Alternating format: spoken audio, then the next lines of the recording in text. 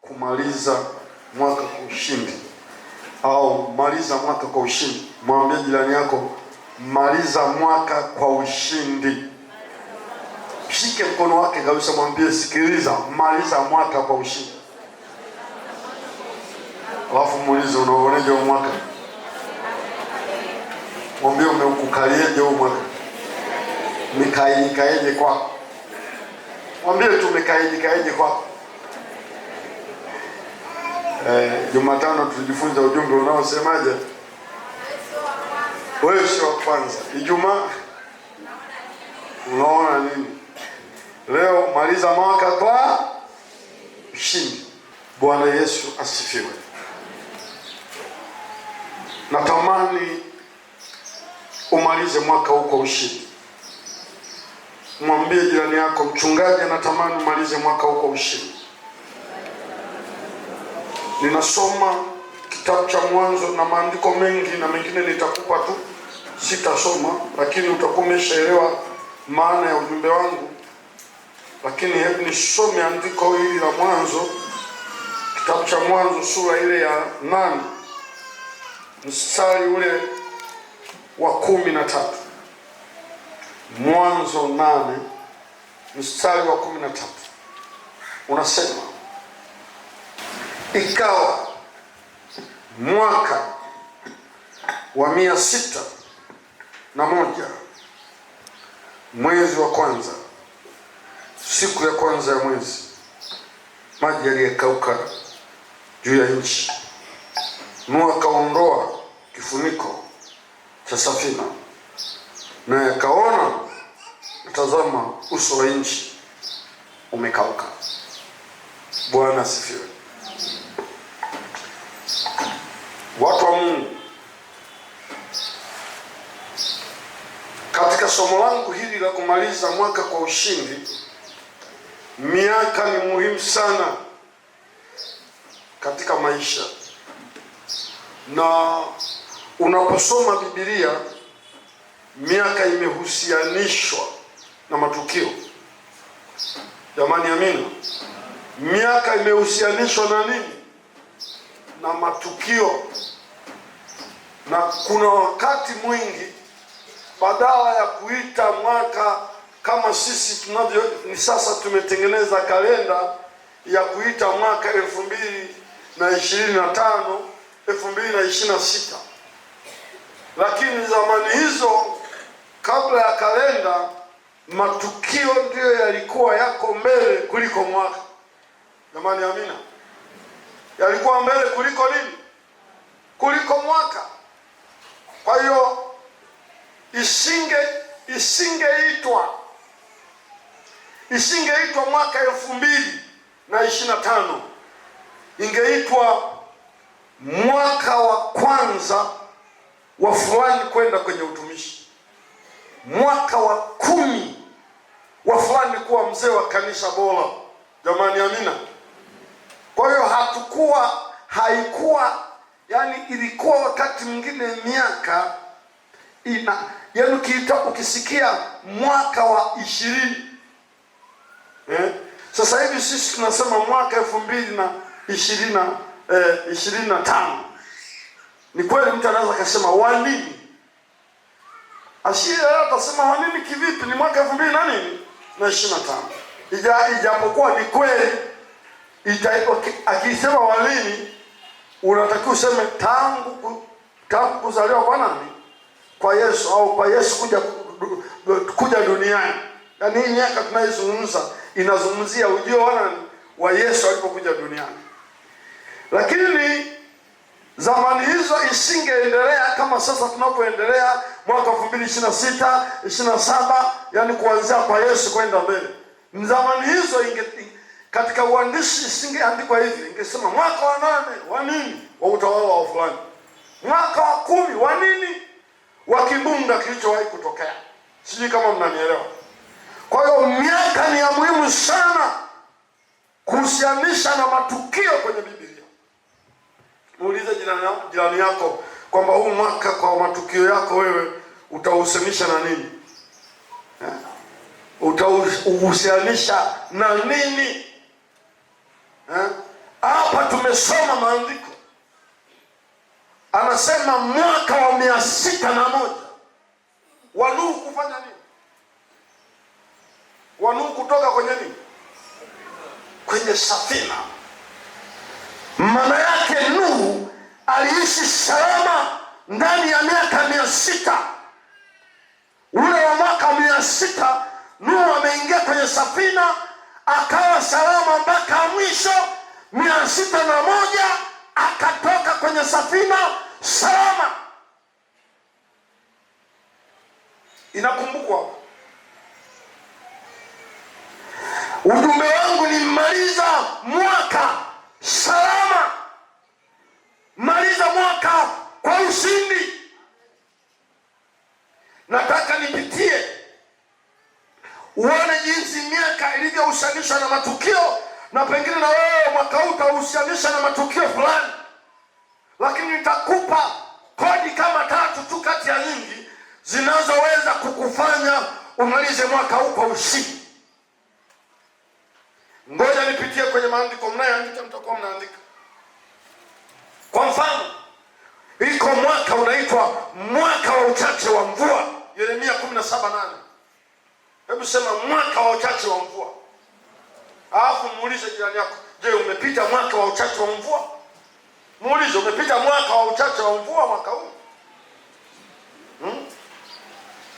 Mwaka wa uchache wa mvua.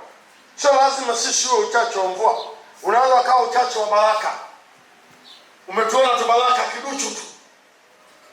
Ulikuwa na senti zisizotosha. Ulikuwa na amani isiyotosha. Hukuona mnyeshesheo wa mvua za baraka kwako. Kulikuwa na kaugumu fulani. Yeremia alielewa ya kwamba kuna mwaka wa uchache wa, lakini inayo habari njema. Yuko Mungu anayeweza kukustawisha hata mwaka wa uchache wa mvua. Kuna mtu hajanielewa? Inawezekana umepita mwaka wa uchache wa mvua, lakini iko ahadi ya Bwana ya kwamba hata mwaka wa uchache wa mvua utastawi katika jina la Yesu Kristo. Pengine umebangaiza tu 200-300, hata hela haikutosha kwako, ulikuwa ni mwaka wa uchache, lakini I'm telling you, maliza mwaka kwa ushindi pamoja na uchache wa mvua huo. Uko mwaka mwingine, hiyo andika hiyo, umeandika mwaka unaitwa mwaka wa uchache wa mvua, Yeremia 17:8. Hata ukiandika na Samueli wa pili 21 mstari wa kwanza, utasikia kulikuwa na nyakati ambazo mvua hazikuwa za kutosha. Ni mwaka unaoweza kukumbwa na mvua chache na baraka chache, miaka namna hiyo. Lakini mimi bado nina neno la Bwana. Hata kama umepita kwenye mazingira hayo, maliza mwaka kwa ushindi. Tikisa jirani yako, mwambie hata kama umepita mwaka uchache wa mvua, maliza mwaka kwa ushindi. Lakini kuna mwaka mwingine uliitwaje? Mwaka wa kufa kwa mfalme Uzia, Isaya 6 mstari wa kwanza. Mwaka wa kufa kwa mfalme nani? Uzia. Mwingine hawezi kuelewa kwa nini Isaya anasema mwaka kufa mfalme Uzia.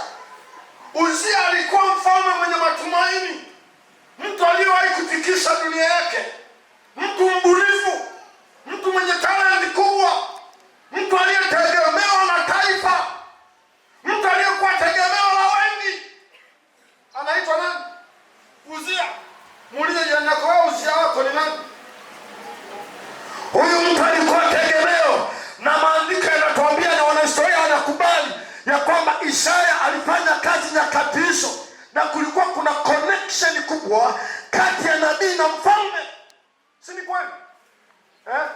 Nabii angeweza kufanya kazi vizuri bila ushirika na mfalme, ingewezekana? Angeuawa.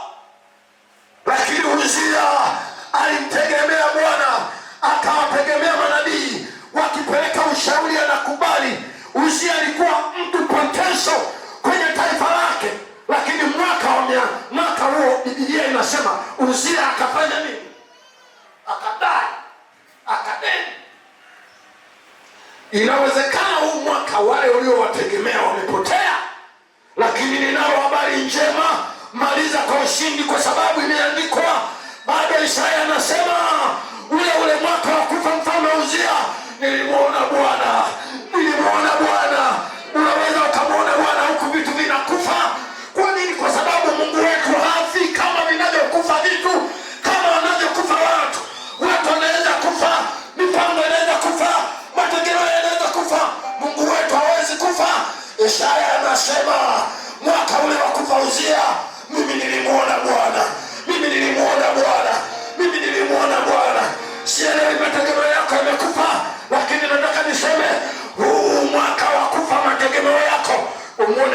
katika jina la Yesu Kristo mwana wa Mungu hai.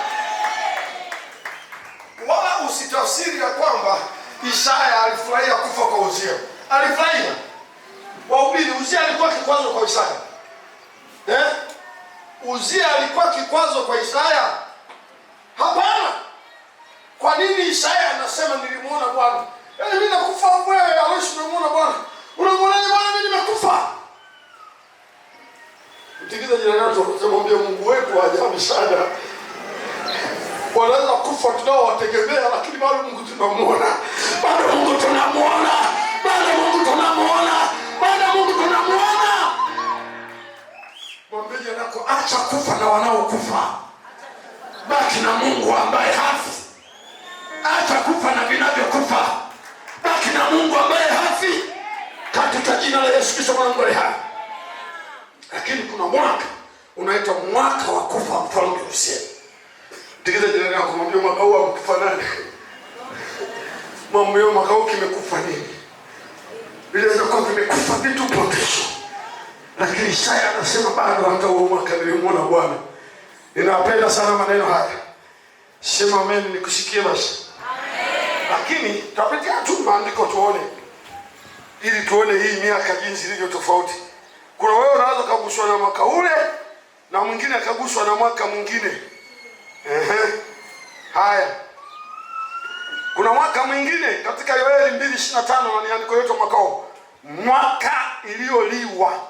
Miaka iliyoliwa na nzige. Na nzige na parare. Iko miaka iliyoliwa. Lakini andiko linasema Mungu atarejesha miaka.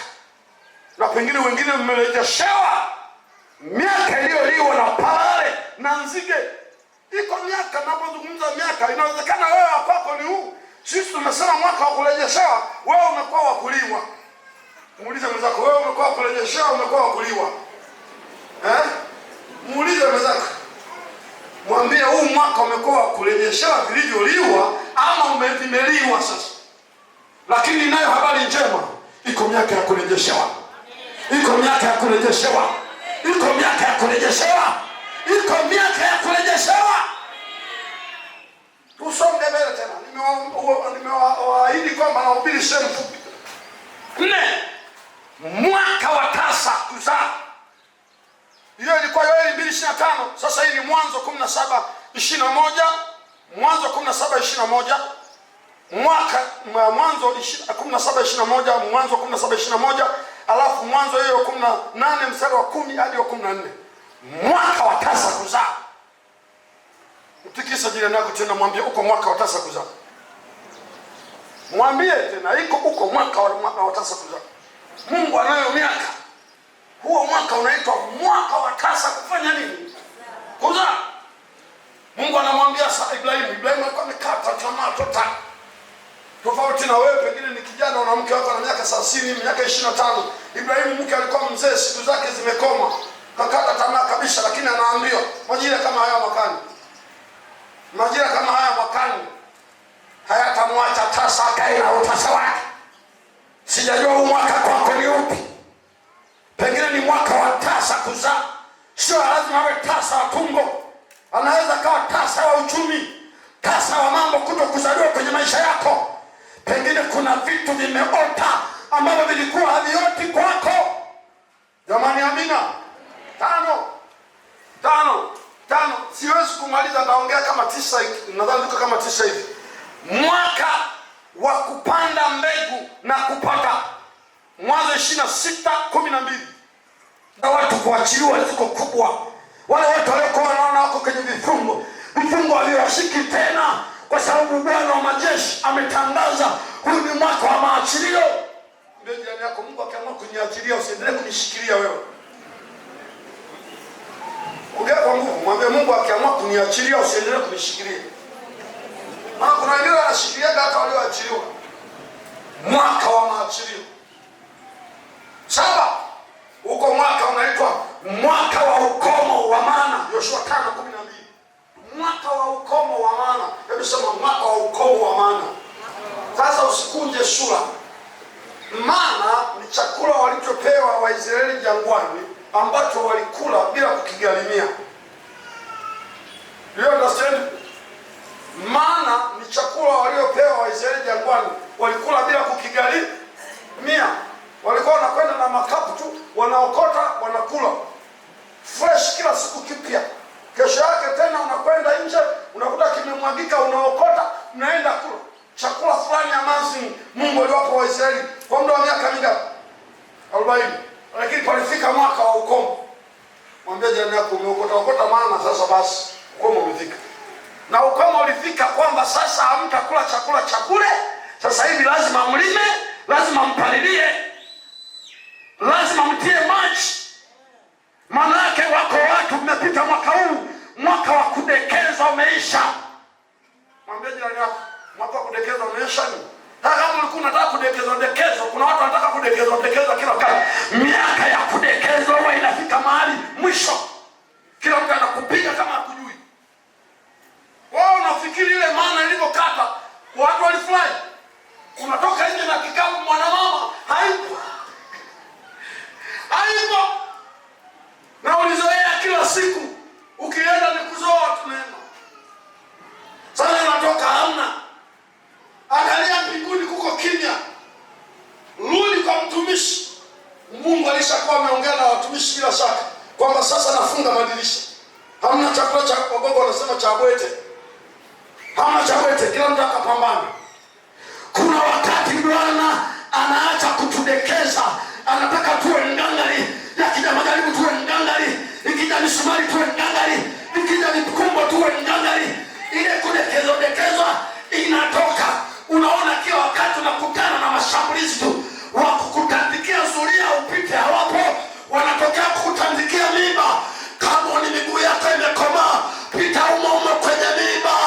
Bwana ameacha kukudekeza, ameona kudekeza hakukukuzi, anakuimarisha misuli yako. Uwe ngangari, uweze kusonga mbele zaidi. Haleluya. Nataka nikwambie, hata kama umeshindwa kubembelezwa makao, kila wakati unakuta mambo yako vibaya, maana imekata. Mungu anataka uende shambani ulime mwenyewe, upalilie, uvune. Anaona utakuwa toi. Hamko hapo, pengine mmepita nyakati hizo. Mmepita nyakati hizo. Hii ni miaka, mwambie mwenzako umepita mwaka wa kukoma maana. Hamna cha kuokota tena. Wale waliokuwa wanakupa unaona wamebadilika. Hawakupi. Unasema nini wameingia roho mbaya? Ni maana imekata. Mwambie jirani yako maana huwa inakata. Mwambie tena maana huwa inakata. Ni maana imekata, utachukia watu, usichukie watu. Mungu anayo shule, Mungu ni fundi sana. Fundi mno Mungu kwa kukukomaza mtu. Fundi mno. Mimi nimemuona anapokomaza, na nikueleze Mungu akomazi kupitia mambo mazuri, anakukomaza kupitia mabaya. Mtoto anapodondoka, anaenda kuchota maji, anakuja amedondokea za uso na kovu, ndio anakomaa hivyo. Usiseme mwanangu sasa usitembee, nibebe mgongoni kwa sababu akitembea anadondoka, anaumia, atabaki hivyo hivyo. Itakuwa jinga, mwacha akijibamiza anaelewa kumbe kidondoka panaumaga. Akishika uji mchome anaelewa huu uji unaunguza, sema mama, ichoma hii. Choma. Kwa hewa walikuwa wanaita nyani, anafanya hivi. Kwa nini? Umeshakomazwa. Mungu anatumia mazingira magumu kutukomaza. Israeli sasa wanatoka watafute chakula chao wenyewe. Hakuna kwale analetwa na upepo mpaka ufuge, tengeneza kibanda, ulinde hizo kuku na kicheche ndio upate supu. Kuku wa kupewa bweke wa bure hamna. Lakini nataka nikwambie, hata kama umepita miaka ya ukomo wa maana, yuko Jehova aliyetuahidia maziwa na asali. Yuko Jehova aliyetuahidia maziwa na asali. Anataka atubadilishie nini? Mlo mnaitaje? Anatubadilishia menyu. Anaona maana tumekula muda mrefu, haingeweza kuleta vitamini zote mwilini. Anatubadilishia menyu ili tuendelee kuwa na afya bora ya kiroho. Kuna miaka mingine imebaki miwili. Hiyo ilikuwa Yoshua 5:12, mwaka wa ukomo wa maana. Ilikoma mwaka wa Israeli kuonewa. Amuzi 10:18. Iko miaka inaitwa miaka ya kuonewa. Mwambie jirani yako kuna miaka inaitwa miaka ya kuonewa.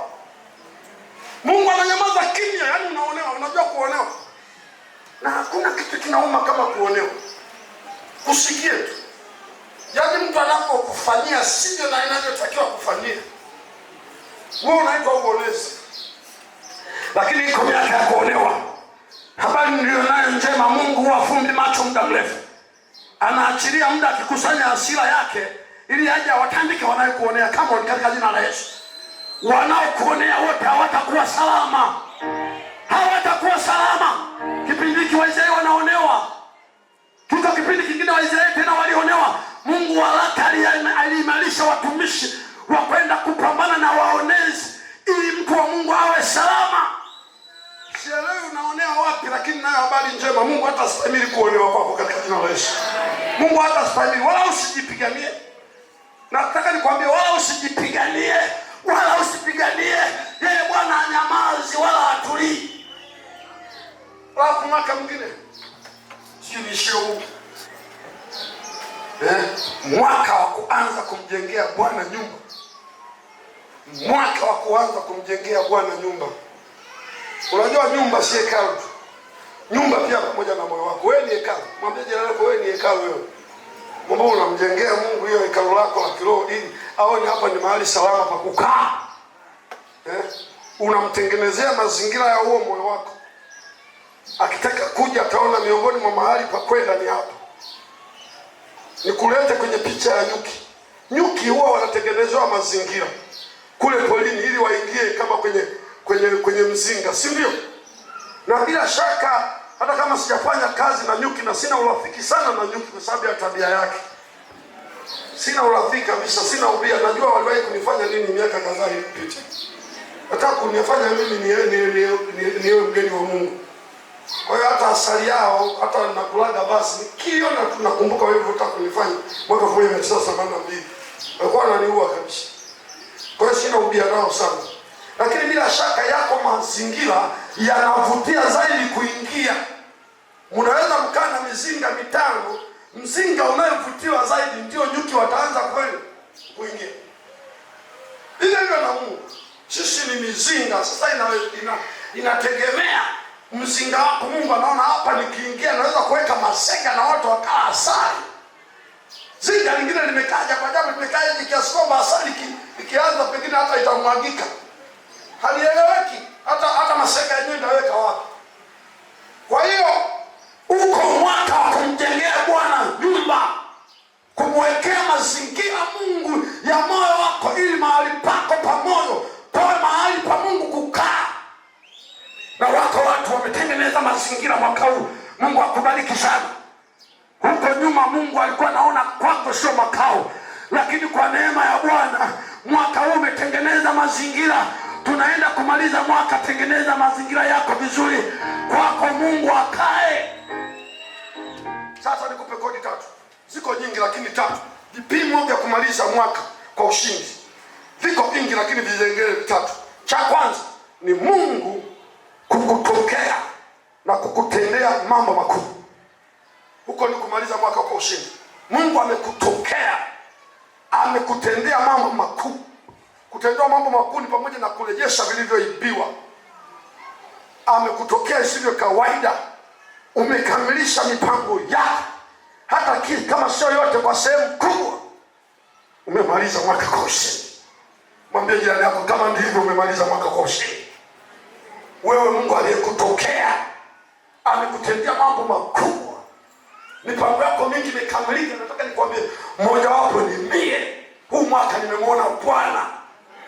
Nasema huu mwaka nimemwona Bwana. Mungu amenipa afya njema kwenye mwaka huu. Alafu shetani akaleta mishoni hapa afya ya ajabu. Wiki 2-3 zilizopita niliumwa mpaka sijaelewa. Siku 3 kama sio 4 zilizopita nikamwita mzee Makibinge nikasema njoo nipeleke hospitali. Kaja nyumbani kunichukua machozi yanatoka, nimeaga nyumbani naenda hospitali. Nilipotoka nikagomea njia panda, nikasema siende hospitali, twende hivi. Nikaenda kufanya utafiti kwenye kanisa moja, kurudi nikasema hivi kirudi ndio naenda kanisa. Kulipofika hapa nikasema nipeleke kanisani. Ilikuwa Jumatano. Nikaja hapa. Nimekuja kufanya ibada. Nataka nikwambie kesho yake nimepona kabisa. Kabisa. Lakini hali ilirudi ile. ile ya kuteseka, unaumwa uelewe unaumwa nini. Yuko Bwana anayeweza kututokea kwa makubwa, akarejesha vilivyopotea, tutamaliza mwaka kwa shangwe. Mwaka huu nimeziona baraka za Mungu mno mno mno mno. Huu mwaka sijatumia nguvu kutafuta hela, sijatumia nguvu wala sijawaza, hela zimenifuata zenyewe. Huu mwaka sijawa na benki iliyotulia yenye hela nasema ninazo benki. Benki yangu amekuwa ni Bwana. Kila ninachokiwaza nikifanya hivi kinatiki. Kama una hasira wewe na hasira tumia hela za mwaka. Kama una hasira wewe na hasira, ukiwa na hasira ndio mimi mambo yanaenda vizuri zaidi. Halo. Nikiwaza tu jambo linaenda. Mpaka mtu anaweza kuwa muongo akasema wewe muongo. Akasema muongo. Lakini sio muongo. Bwana anaweza kutusaidia kumaliza mwaka kwa ushindi. Lakini kama uko mwenzangu, milango imekaa vizuri mwaka huu, nataka nikwambie bado maliza kwa ushindi. Kwa sababu kumaliza kwa ushindi sio kufanikiwa na pesa tu. Kumaliza kwa ushindi ni kumaliza pamoja na Bwana. Jambo la pili, kodi ya pili ya kwamba wewe unamaliza mwaka kwa ushindi. Hii ya kwanza nimesema ni Mungu kutokea kwa makubwa na mambo yako kuwa shwari, kwenda vizuri. Acha vichache vinavyoweza kuleta masaibu hapa na hapa, ushuru na vihesabia vichache, hesabia makubwa ambayo Mungu anatenda. Jambo la pili ni kubaki na Mungu hadi mwisho pamoja na mapito yako. Nasema tena, kumaliza mwaka kwa ushindi sio kufanikiwa tu, ni kubaki na Mungu mpaka mwisho pamoja na mapito yako. Hata kama mambo hayajawa shwari, kila ulichokipanga kimekwenda tofauti, acha kuhuzunika. Duniani hapa tulikuja hatuna kitu, tutaondoka hatuna kitu. Unaelewa hiyo? Tulikuja hatuna, tutaondoka hatuna. Ni kubaki na Mungu mpaka mwisho pamoja na mapito yako, pamoja na njaa zako, pamoja na mipango yako kuyumba, pamoja na mikosi mbalimbali kuandama maisha yako, pamoja na uchache wa mvua, pamoja na masingizio na maneno mabaya juu yako. Kubaki na Mungu kuanzia Januari mpaka Disemba, pamoja na kufiwa, pamoja na kuharibikiwa mipango, pamoja na kunyanyasika kwenye maisha yako, pamoja na kuinukiwa na maadui, lakini umebaki na Mungu. Bado una nidhamu na discipline kwa Mungu ile. Tangu Januari mpaka hivi tunakuona mapito hayajabadilisha chochote kwenye maisha yako. Hello. I salute to you. Wewe unamaliza mwaka kwa ushindi.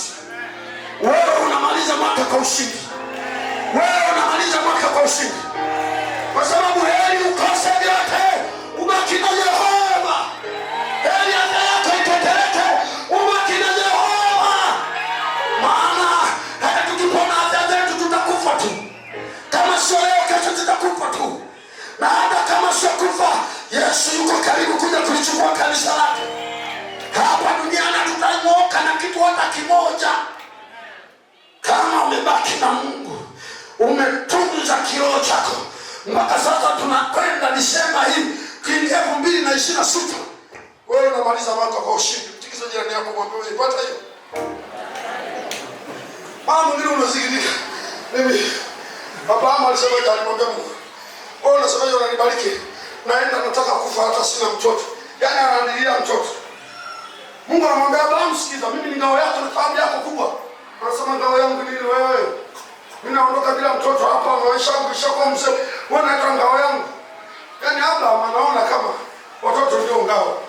Ngao ni Mungu. Thawabu yetu kubwa ni Mungu. Sio vitu tulivyo navyo, hapana. Jamani amina. Jamani amina. Katika kile kitabu cha Mwanzo sura ya 8 mstari wa 13, Nuhu alibaki na Mungu, akawa ndani ya safina. Wakati wenzake wakimcheka, wakacheka utaratibu wake wa maisha, wakateka nizamu yake na Mungu, wakateka nizamu yake namna anavyotafuta pesa, hajichanganyi kupata pesa za aibu.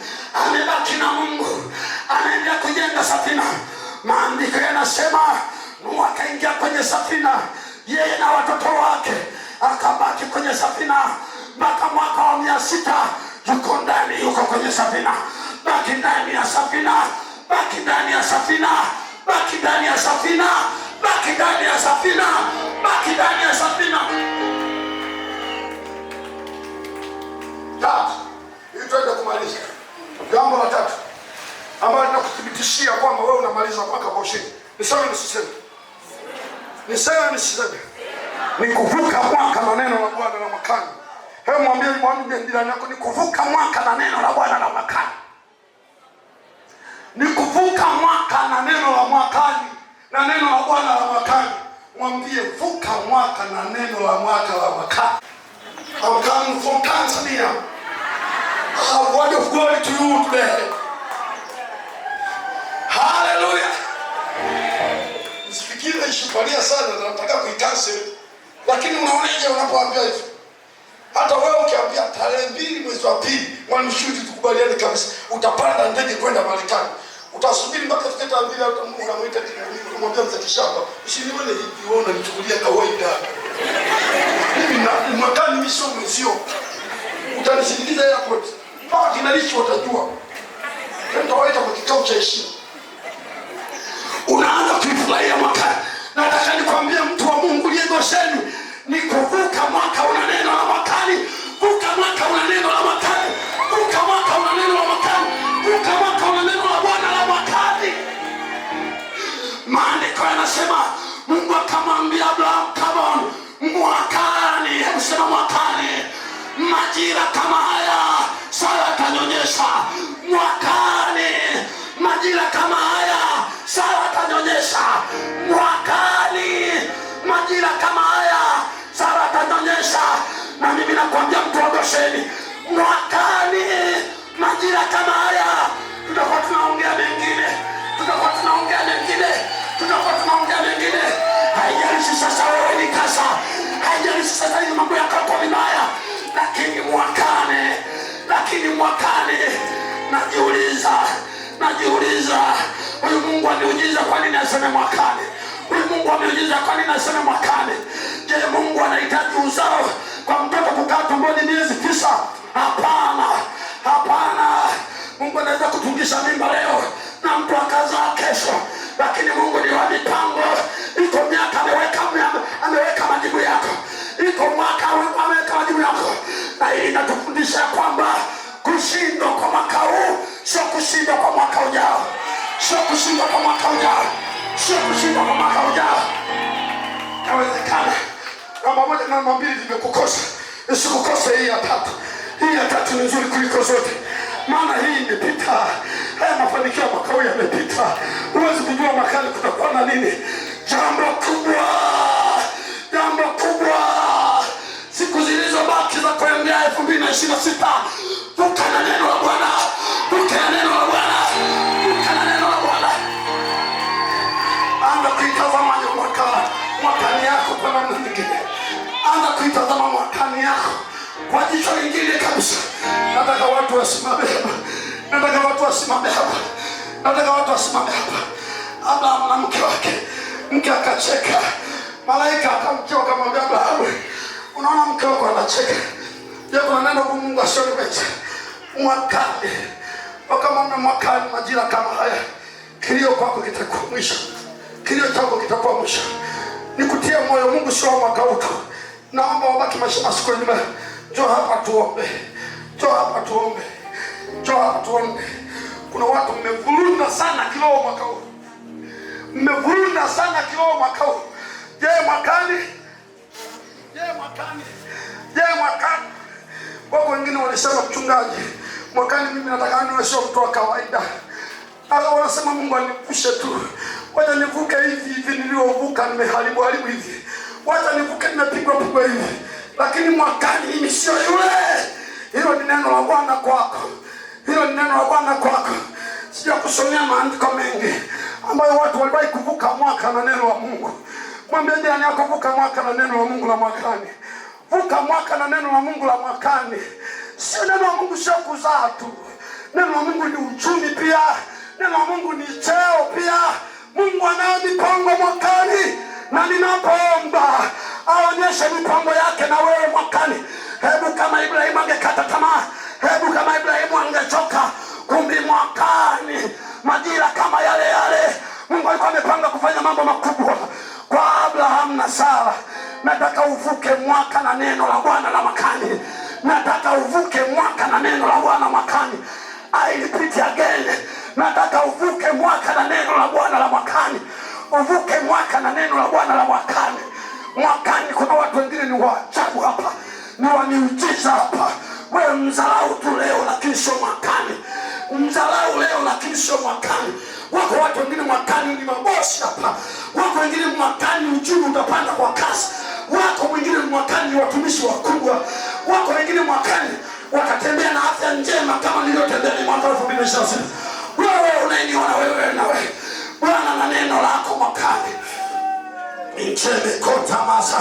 Weka mkono mmoja kwenye moyo wako, mmoja nyosha tu. Weka mkono kwenye moyo wako, mwingine nyosha tu. Mwambie Yesu niko hapa. Sema Yesu niko hapa. Kwenye maiki ujeni na maiki, Yesu niko hapa. Mimi ndio nimesafiri mwaka huu 2025.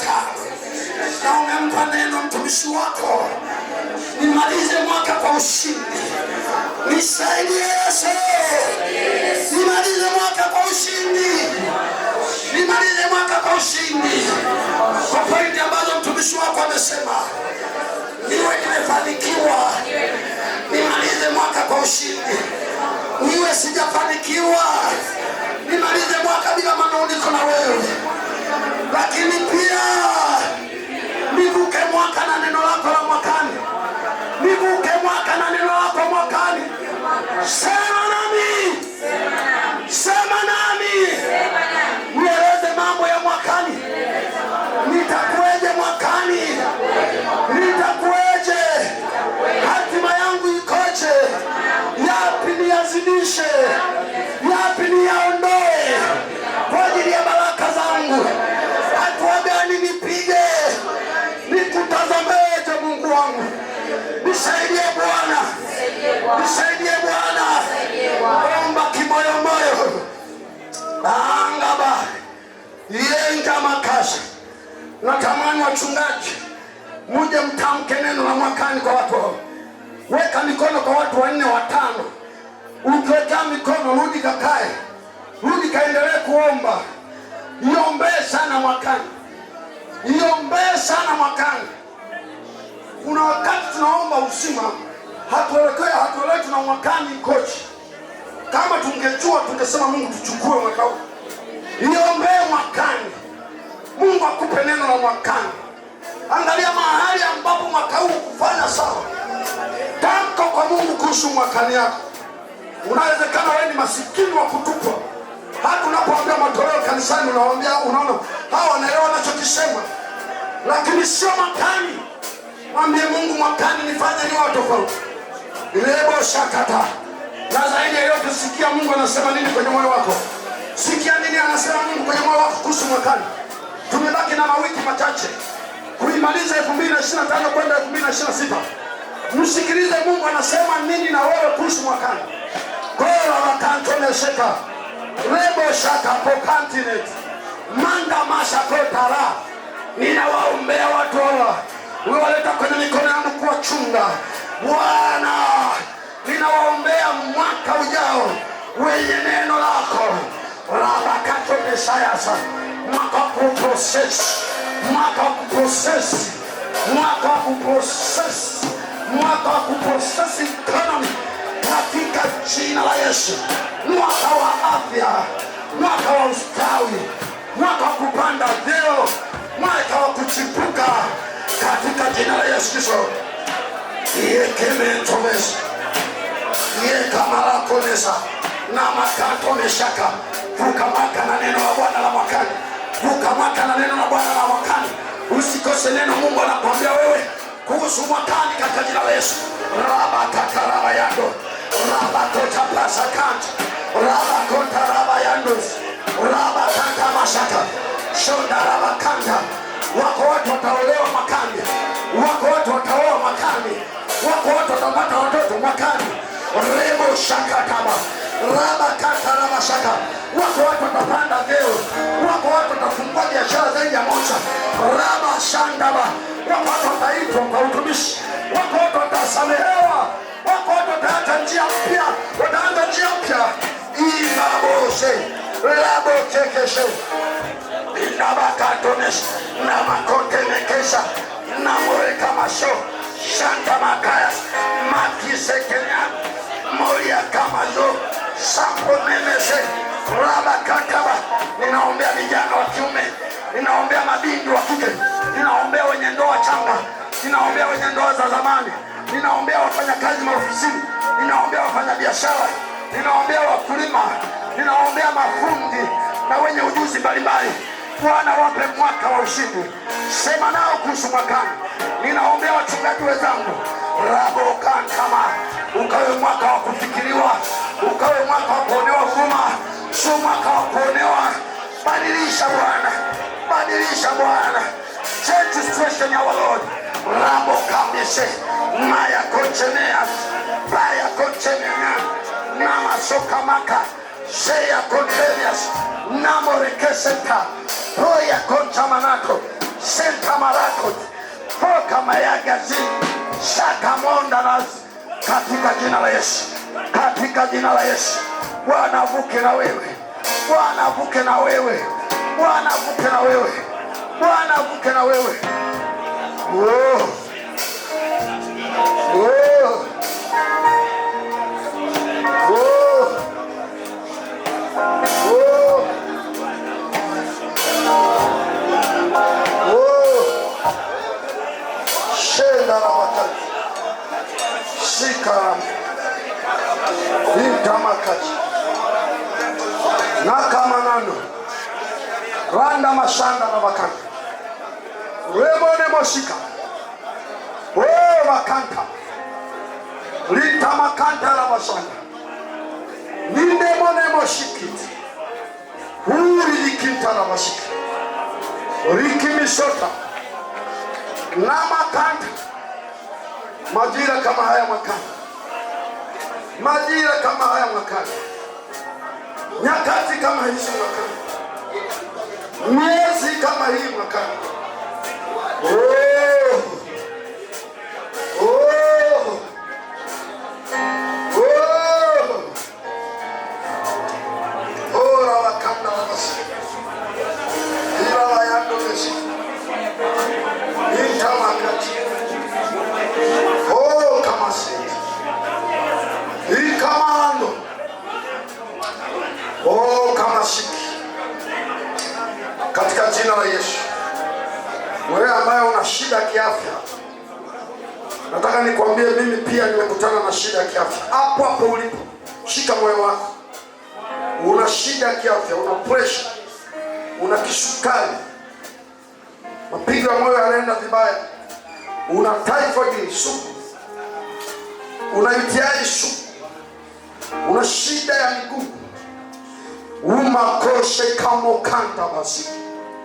Liko mekaya sota manaka. Yesu Kristo. Ponya Bwana. Ninakuamini na ninakutegemea. Wewe ni mponyaji. Hujawahi kushinda. Kwa jina la Yesu. Asante Yesu. Mighty man of oh. Lion of Judah, we bow down and worship you. Yahweh, Yahweh, come and do what only you can do. Mighty man of war.